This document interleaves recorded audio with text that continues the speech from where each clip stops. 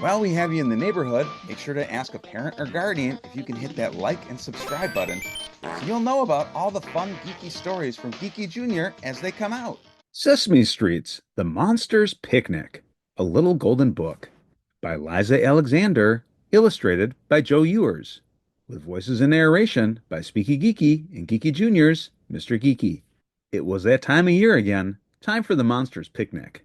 But not just any day would do. The day for the Monsters' Picnic had to be perfect. There had to be a warm sun, a whispering wind, and tulips in bloom. Harry Monster was in charge of knowing when the time was right. Every day, Harry looked carefully at the tulips in his window box.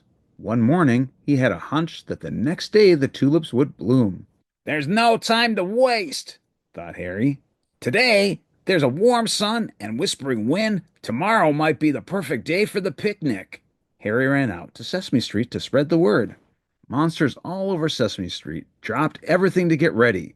MARILYN Monster made monster mashed potato salad. Malcolm and Manya Monster mixed up some Monsterade. Marvin Monster dug his monster ball set out of his closet. Mabel and Max Monster washed and waxed the monster bus. The next morning, Harry rushed to his window box. The tulips were in bloom.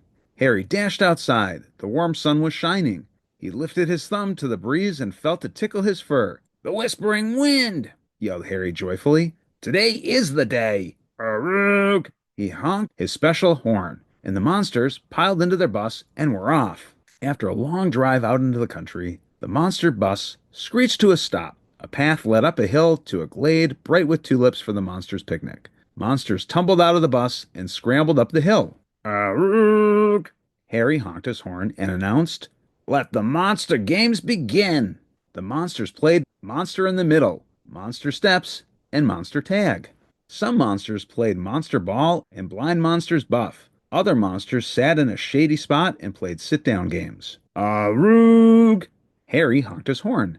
"Friends, it's time to eat!" The monsters spread out their picnic lunch. They slurped Monsterade and munched on monster mashed potato salad. They chomped on sandwiches of monster mayonnaise and mangoes. As the monsters roasted marshmallows for dessert, a giant black cloud rolled across the sun. Rumble! Rain gushed down on the glade. Soaked and frenzied monsters scurried to the monster bus for shelter. "Oh dear," said Harry. "It's not supposed to rain on the day of the monsters' picnic." With their noses pressed against the windows of the bus, the monsters watched as the black cloud rolled away. It took the rain with it, and once again the sun shone brightly. "Aroog!" Harry Monster honked his horn and said, "Let's not let a little rain spoil our lovely day." Then Harry began to dance. One by one, the monsters joined the dancing. They stomped their feet on the wet ground and waved their arms as the warm sun dried their fur.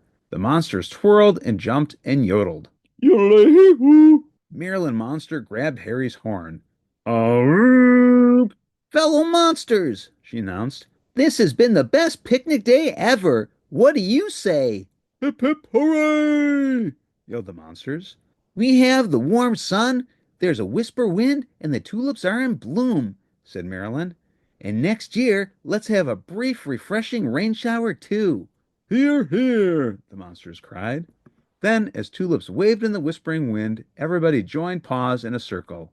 The picnic ended as the monsters danced joyfully beneath the warm sun. The end. Don't forget to visit GeekyJr. for more of the stories that you love, only on GeekyJr. and SpeekyGeeky. Ask a parent or guardian if you can subscribe to GeekyJr. today.